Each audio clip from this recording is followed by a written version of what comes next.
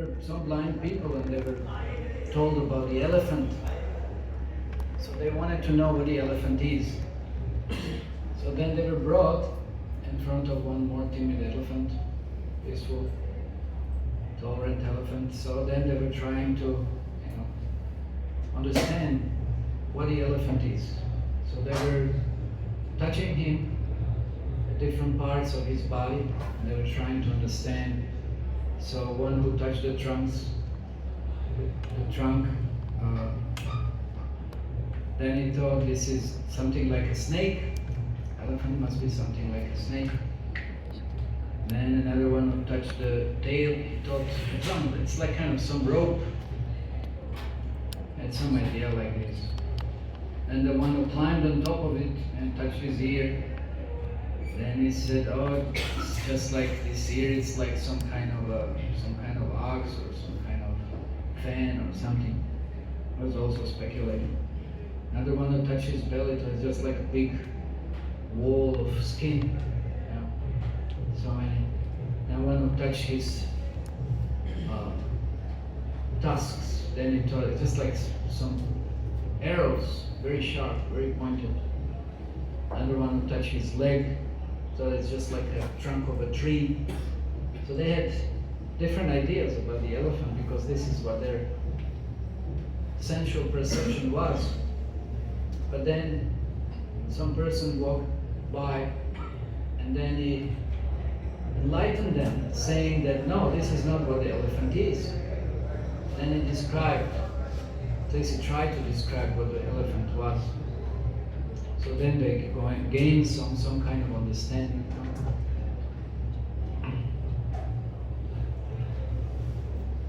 So we will discuss Pratyaksha Praman, Anuman Praman, and Shabda Praman.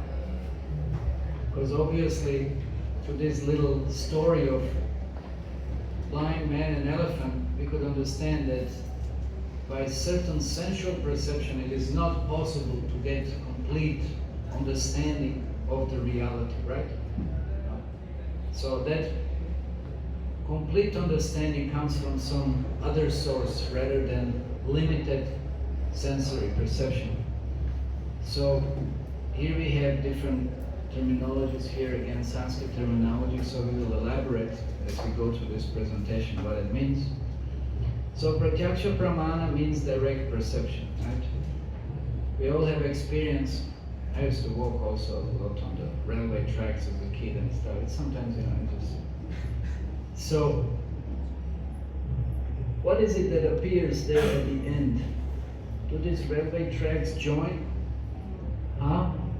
What it appears? What it appears? Yes or no? It appears yes. So answer is yes. But is that a fact? It's not a fact. But it appears as such. Okay. What about this common example? Stick in the water. Physics, you had that, I guess, maybe, hopefully. No? Is it broken? It's not broken. But that's our perception. You see how our eyes are deceiving us. It's our perception. Okay, what about this? Is there water on the road? No, it's very hot. This is why it appears that it looks like some water is there. What about, when you come in front of all this kind of different types of mirrors? Which form of yours is correct form? It's a right form. It's a real form. It's not easy to. It's obvious to some extent. It's just like which one would be correct one. Okay. So we cannot acquire complete knowledge using our material senses like eyes, ears, etc.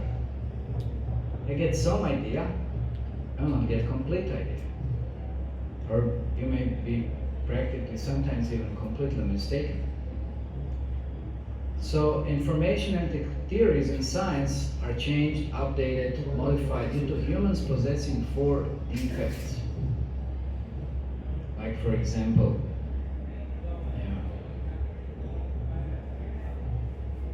Dalton atom came first with the atomic theory. He was a chemist, he was not a physicist. So then Rutherford came with, more ideas about, more details about it. And then it further on went till nowadays we have quarks, we have so many different kinds of particles, right? So what is really the atom?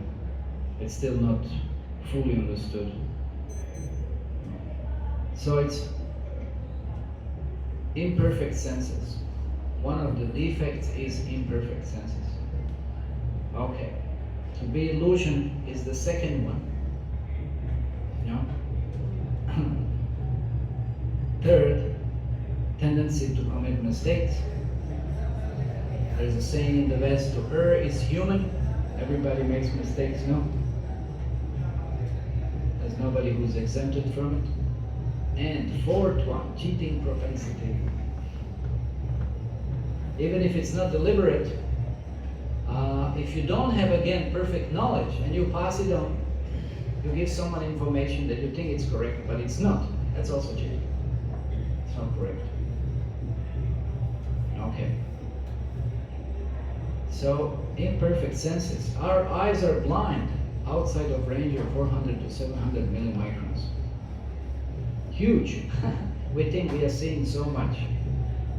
Yeah, we don't see most of the spectrum. So, not so developed as we would wish to.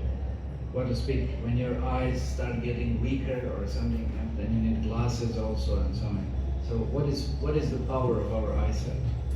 Very limited. Ears. Our ears are deaf outside the range of 20 hertz to 20 kilohertz. So what is our auditory field? It's also very limited. Like in the West, sometimes you hear a dog whistle. The owner can play that whistle. You don't hear anything, but the dog will come back running. It's trained like that. You see the bats, the dolphins, elephants, infrasounds, ultrasounds. None of this we can perceive. So since scientists' senses have limitations, they try to use instruments to get more knowledge of the world. Nobel Prize winning physicist Eugene Wigner points out, even if we photograph stars, eventually we have to take in by our senses what a photo shows. Furthermore, without our senses, we cannot handle a camera. So even if we amplify, refine by instruments, the knowledge is no more perfect than our imperfect senses. To be illusioned, that's another one. So he said imperfect senses. Is that clear? Hopefully we have imperfect senses. Whatever we taste, see, hear, smell, touch. Okay, so here then we also have something in connection to the senses, but it leads to illusion. So let's say, if you take orange after sugar, then it's definitely sour, right? Okay. If you take orange after lemon, it will appear sweet. Same orange. Or skin.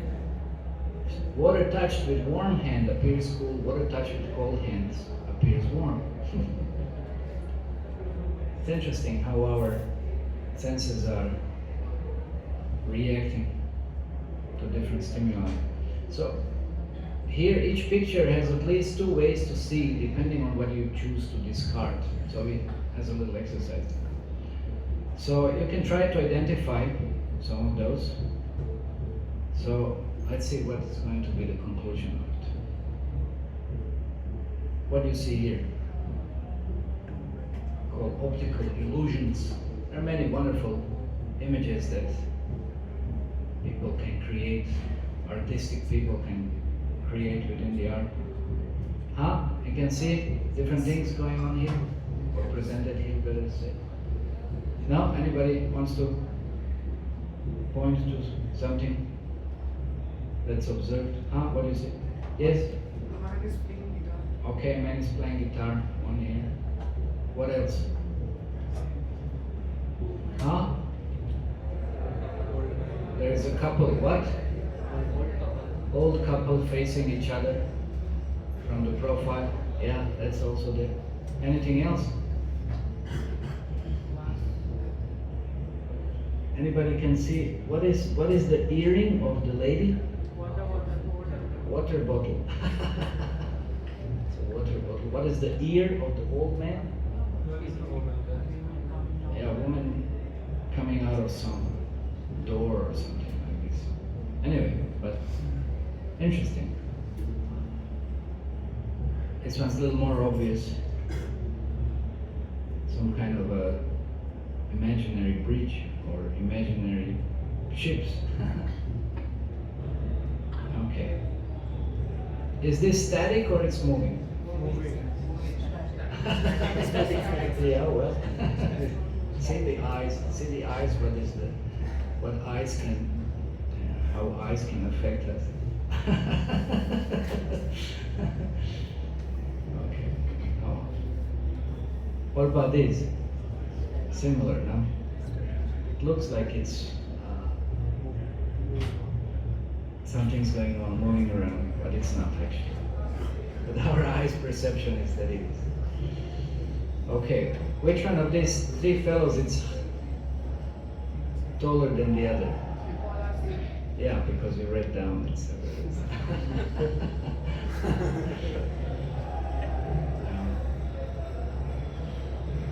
okay, focus on the dot in the center and move your head backward and forward. Try to do that. Little exercise. So what happens? Huh? Circle is rotating. Okay. This is a good one, huh? Now I have to be real careful. This reminds me of a story in Mahabharata when Duryodhana came to Indraprastha. You know, he fell. First of all, when he was like very cautious stepping because he thought there is water on the floor, but there wasn't. It was just some kind of marble and something. So the next time he came to some other space and there was water, but he thought it's a marble. And then he stepped in and fell. It got wet. Draupadi was laughing. He couldn't tolerate it. So you really have to be cautious. You really have to be careful. So there are many such good ones. You know, in the West they make on the roads and stuff. It's like free art. Okay, this one, Don Quixote. Anyway, it's like many things in one image.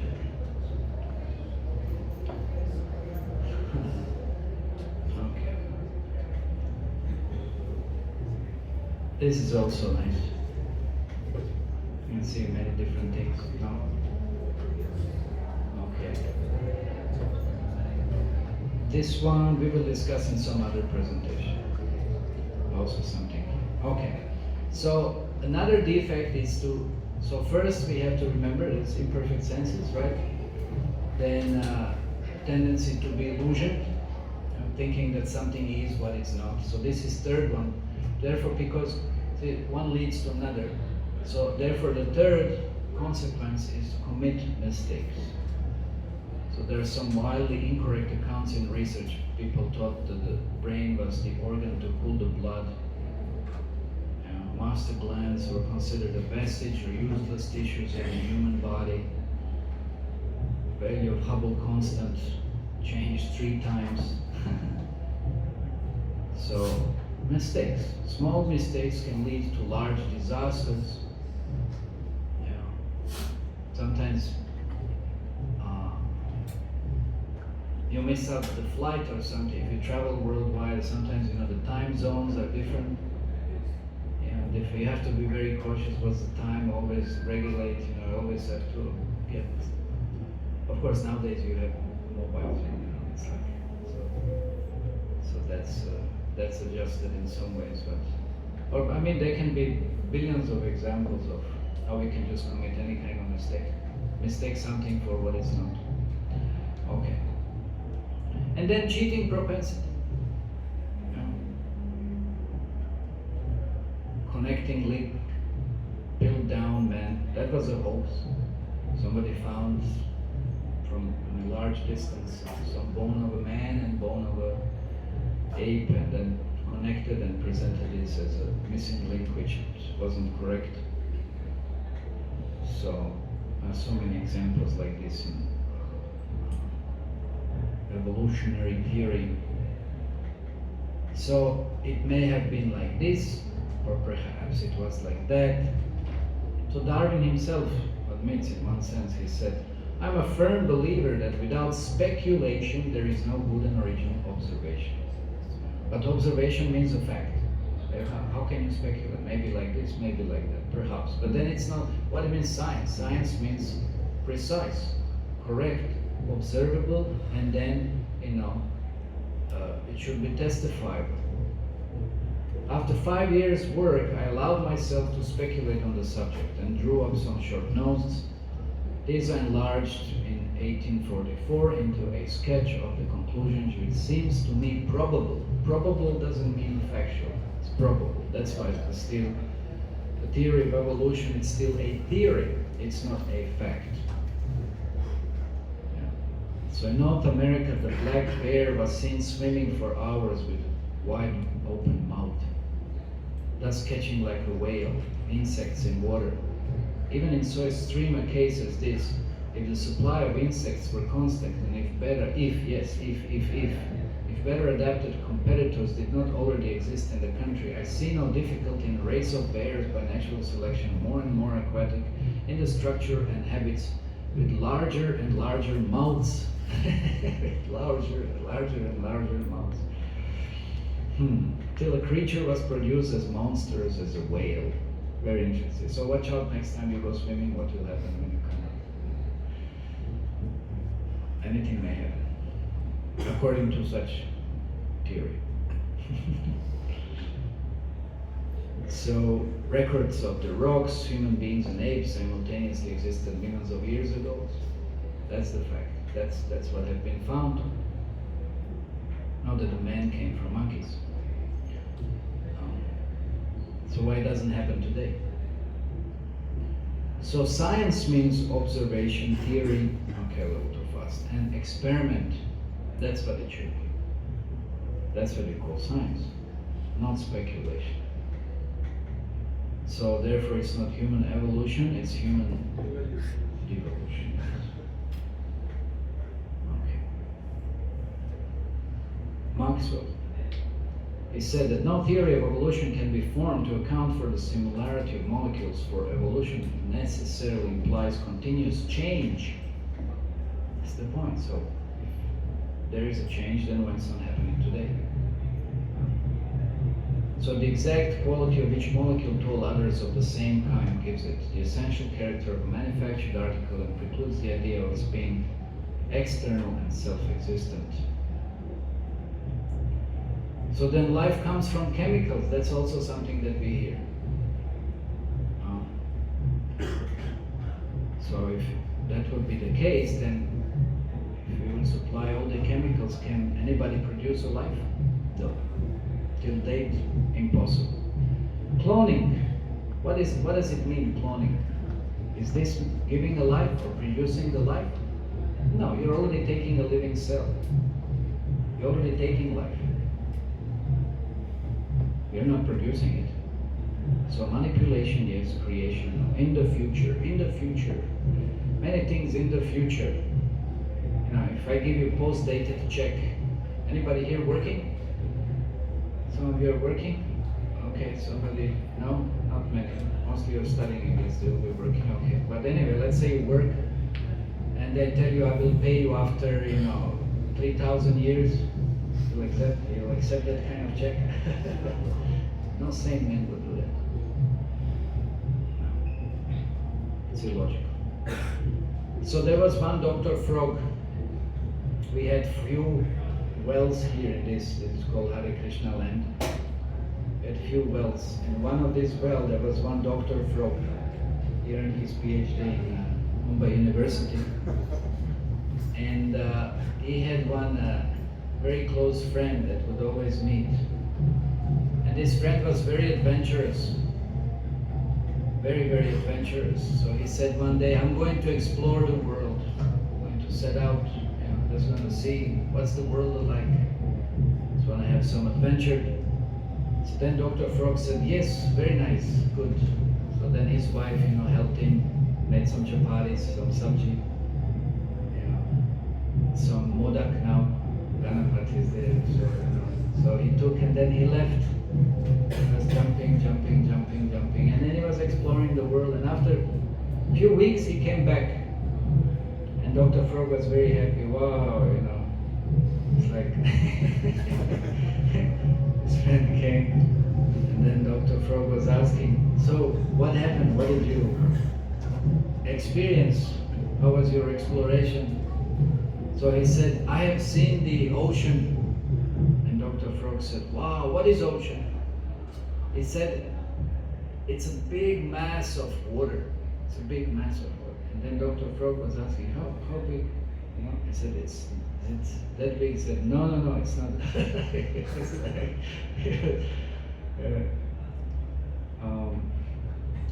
Just to bring him back. I was trying to understand, is it twice the size of my well? No, it's much bigger. And then Dr. Frog was trying to understand, is it, 10 times, 15 times? No, it's much bigger. So Dr. Frog was puffing. He just couldn't understand.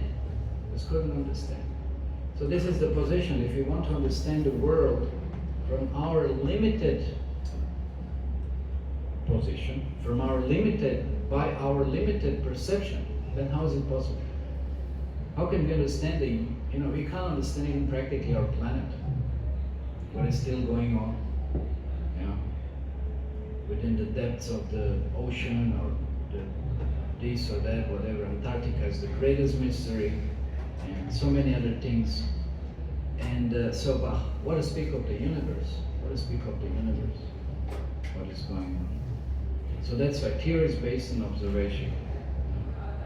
That's going to be difficult to understand. So then logic based on the imperfect senses. So this is something that is called anumana in Sanskrit. So we had pratyaksha. Pratyaksha means direct perception. We perceive by senses. Anumana means we try to conclude by logic, by some other experience that we had in the past. Let's say somebody makes you hear the sound of a peacock. You hear the sound of the peacock. Like now we're hearing some sounds behind. Let's say you hear like meow, meow, meow. No? So what would you conclude? You use little logic. What would you conclude? Cat. Anyone can raise the hand? Peacock. Yes? Cat. No, cat. Peacock. I'm saying peacock.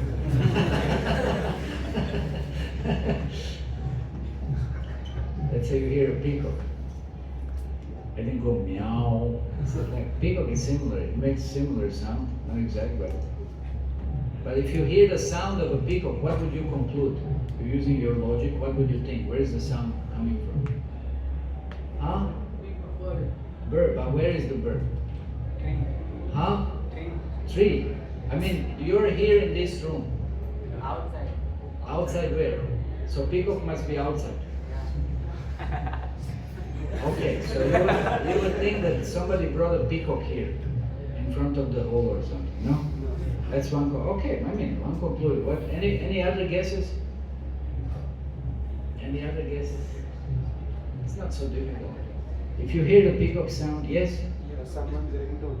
Someone's ringtone. Can be ringtone, no? Somebody can put a ringtone, peacock's ringtone or something, no? That's also possible. What else? What else could be there? Huh? Yes? Someone must be making noise of peacock. Somebody is making noise of peacock, yes. That's why we have this boy here. And he's making some sounds like a peacock. So, okay. But how do we know what is correct? How do we know from our position here, limited position, how do we know where the sound is coming from if we don't have that person? How do we know? How can we figure it out? How can we say exactly this is what it is? Can we do that? No. It's very difficult. So that's called anumana. You're trying to come up with some idea, theory, using logic, but that's imperfect also. That's not exactly correct. So what is the problem with making mistakes in research? Well, there's so many problems. I mean, there's just some very few examples, you know. Used bottle, overused, you know, can turn, of course, the plastic melts. Remember here in Mumbai, there was one girl that found she left her body because she was using plastic bottle or overusing, so that poison affected her. Very terrible.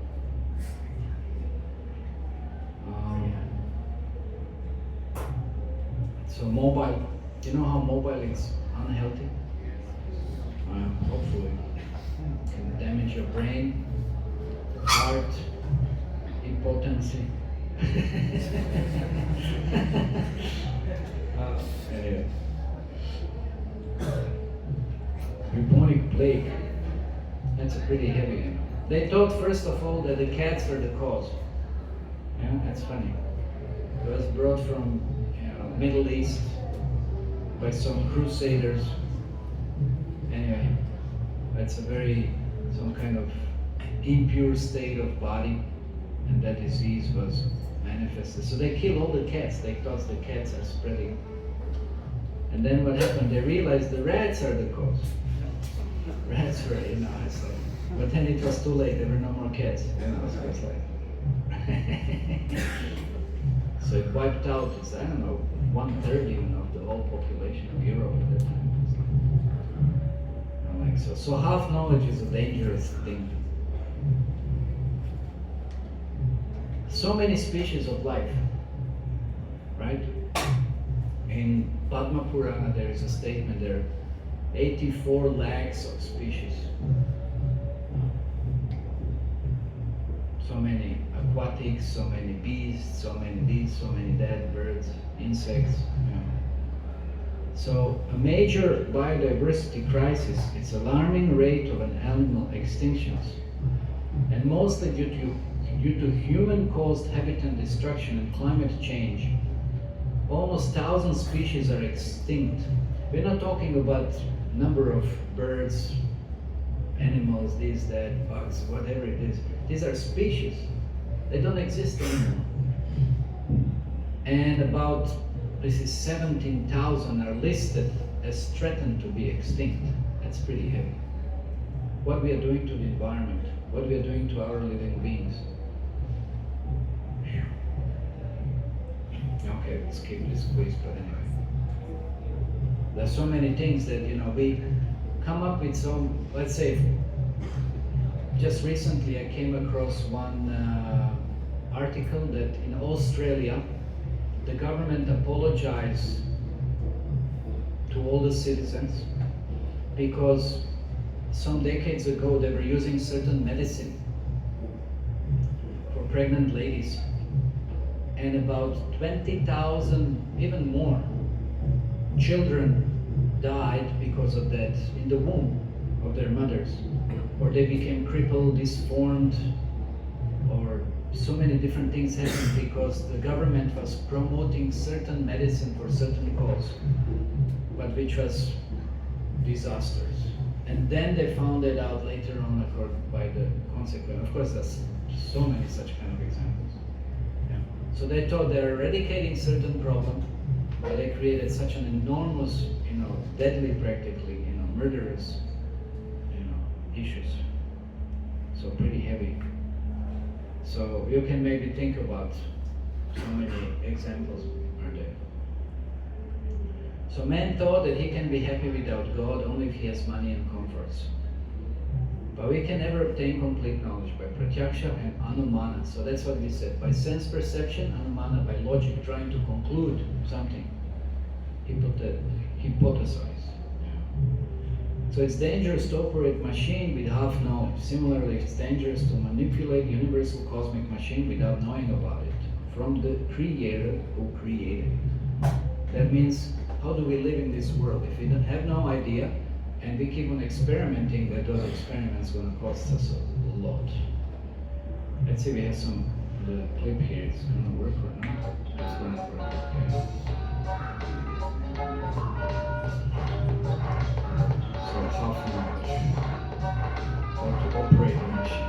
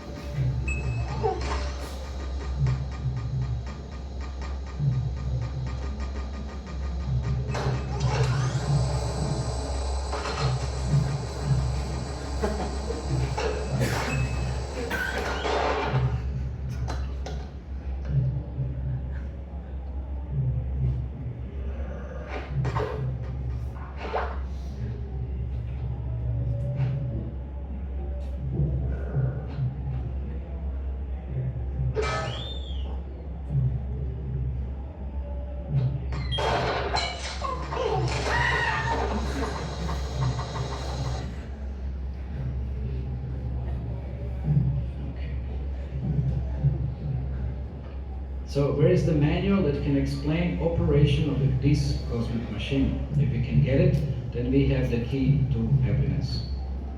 Everybody has experience when you have a manual, no? How much more helpful it is rather than to speculate about how to use certain products. We will explain this a little more in detail while coming up to that. So 4 defects keep us in illusion. So we have imperfect senses. From that it follows this illusion, and then due to which we commit mistakes, and to hide those mistakes one tends to cheat others, right? So these are the defects. So therefore there is something known as Shabda Praman. Yeah. Praman means evidence, Shabda means sound. So Krishna said in Bhagavad Gita to Arjuna, Evam parampara praptam imam rajat shayo vidu sakalene hamahata gunashta parantapa. That means this knowledge comes in the disciplic succession from teacher to the disciple. There's a line of teaching. So how can a child know who his father is? How?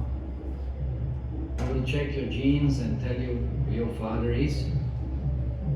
How many people you can approach like that? Try to find out who is the father, no? Yeah. It said that genetic fingerprint takes 800 years to identify a lot of 200 men, of whom is likely to be your father. So that's inductive knowledge. You know, induction, you're trying to figure out, again, you're kind of speculating. Okay. And another, it's called deductive knowledge, which comes from higher source. How do you know he's your father? Just ask your mother. No? Of course, nowadays there might be some doubt about it. So Vedas are compared to the Mother, God, the Supreme Father. Vedas can give us knowledge of God, not just general knowledge. So therefore, Vedic process, it applies to everyone, at all times, in all circumstances. It's universal, unchangeable knowledge. So we already gave example of a manual. You get a mobile, you're supposed to receive the manual with it. No? You get anything, it's supposed to come with the manual, how to use, how to benefit, how to not spoil it, break it, and how to save the time. So the Vedic process of learning is same like we're mostly familiar with. There are professors, authorized college, authorized book. So it has to be authorized, that's the point. Not that anybody comes up with his own idea or a process. That's not going to work. So Vedic knowledge was revealed within the heart of the first created being, Lord Brahma. So he presented it to the rest of the created population. So there are various branches, divisions of the Vedic knowledge. It's extremely vast. That's Veda means knowledge. So that means knowledge about the whole creation and purpose of it. So many various branches of it. So what we'll find there? Music, trance, drama, psychology, sociology, philosophy, linguistics, etiquette, behavior, military art, geology, mathematics, chemistry, mythology, physics, astrology, astronomy, vastu art. There's so many things that it's a perfect knowledge. How much do we know about it today? Hardly anything. Hardly anything. We are very unfortunate to miss out knowledge that it's perfect knowledge, that's absolute knowledge. So we are missing actually a lot. So there are some statements that point to certain interesting things. Let's say the cow dung, it's regarded as pure. How is it pure? Any other stool, if you touch, you are supposed to take bath according to the scriptures, because you're considered impure, contaminated, but not the cow dung. So if you do the research, and you'll find out that it contains all the antiseptic properties. It's not contaminated. It's purifying. It keeps away flies, it reduces radiation, it's so many benefits of cow dung, it's inconceivable. And it's pure, you can use it like they use it in puja, you can smear your house with it, you can do whatever. So many benefits. And then plants have life. Who was it? That Jagadish Chandra Bose, he proved it by the instruments. If you want to cut the plant, it will react, it will release some impulses. And of course, we know the sunflower, moves towards the sun, or plants close open, this and that. They react in so many different ways. So there is life. Then Bhugola, position of our planet, shape of our planet, that it's round. Embryology, from the beginning of the development of this embryo till the full development, what is going on, what had happened, how did they know this? They didn't have sonography like nowadays and so on. So these are some examples that are found in the scriptures. Then different kinds of predictions that are there. Because one thing about the Vedic knowledge, this world is cyclical. It appears and manifests in cycles. So whatever was there in the past, whatever there is now, that will also be in the future. It's nothing new is going to ever happen and something different. It's cyclical. It's just like seasons. It keeps on appearing. And let's say, okay, you go for some theater drama, some show.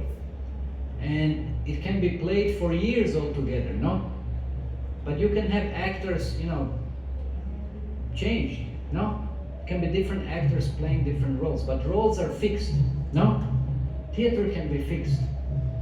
So this is what happens with us. This world is fixed place. Roles are fixed.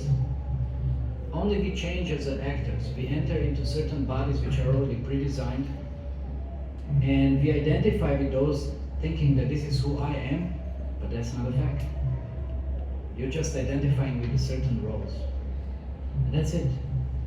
So then after certain other Kali Yuga will come, and this certain particular time and whatever it is, there'll be another living beings being in the same similar bodies that you're having right now, under having certain qualities and nature and so forth. And they'll also be living a similar life that you're living like now. So this is what is going on.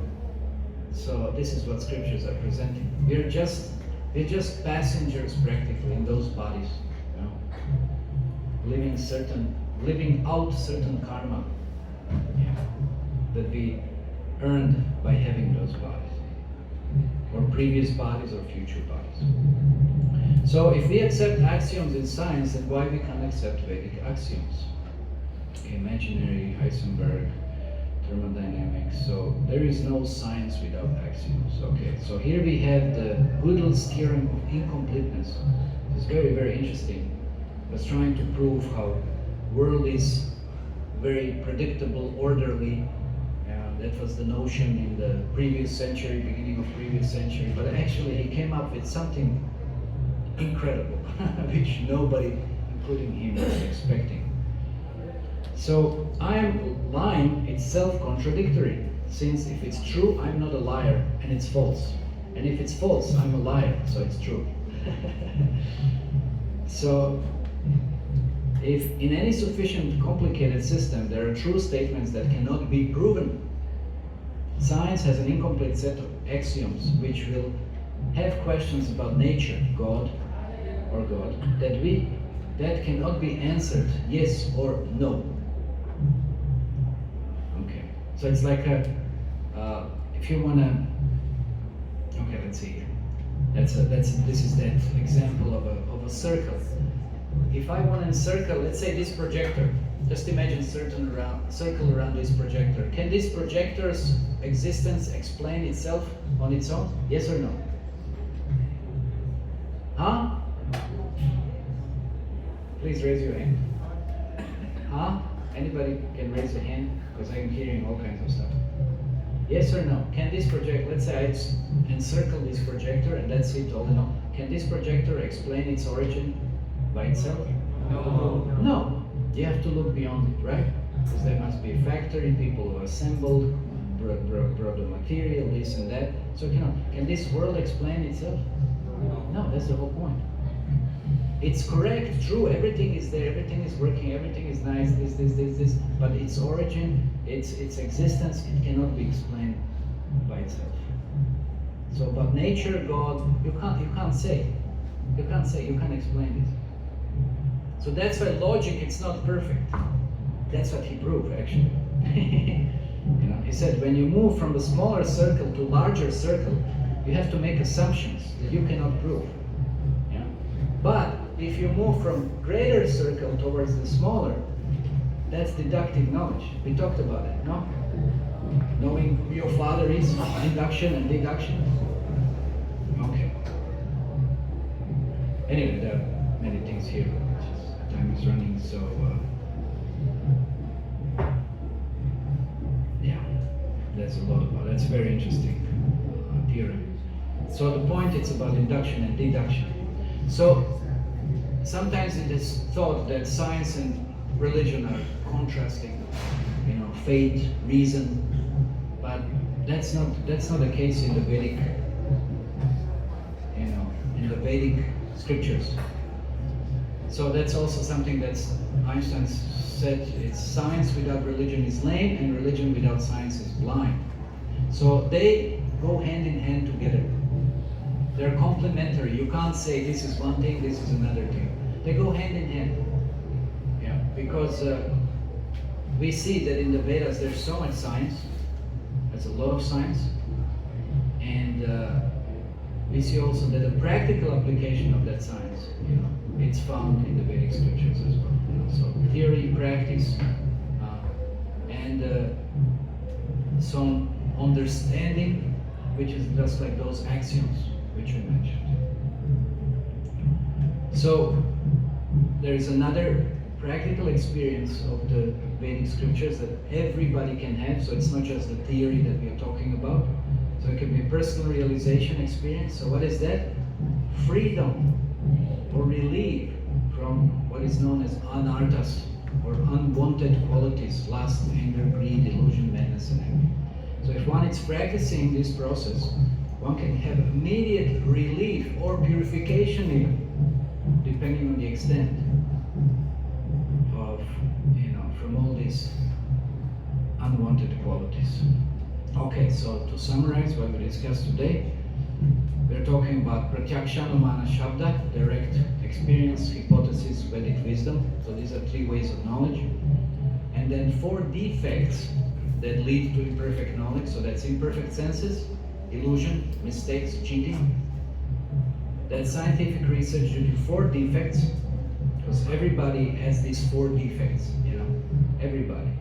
And the greatest scientists, whoever, every man has four defects, have resulted in mistakes leading to disasters sometimes, so we kind of keep on discovering better and better imperfect relative truths.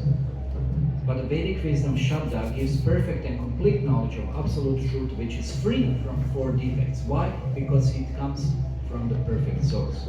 This is why Vedas are also known as apaurushaya. Paurushaya means man. That means not come by the man, which is imperfect. but coming from the perfect source, which is the supreme absolute truth. Okay, so thank you very much. Anybody having any questions or comments? You can put the lights on.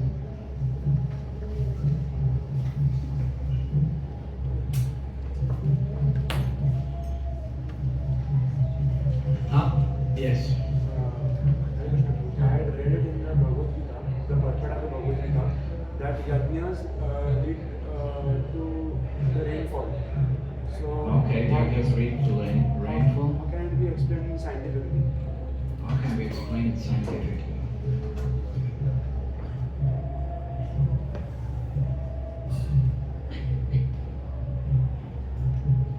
How can we explain it? So we can explain it logically, scientifically. Well, you make it.